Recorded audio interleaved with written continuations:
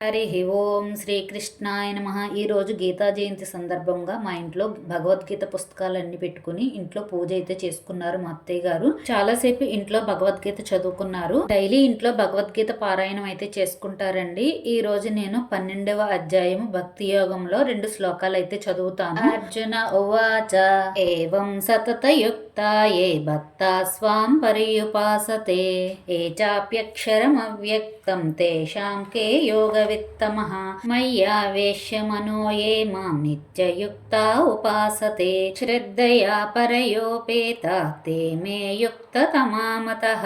హరి ఓం. సుపునీతి ఓం జయ భగవద్గీతే కర్మ సుమర్మ ప్రకాశిని కామశక్తి హరా తత్వజ్ఞాన వికాసిని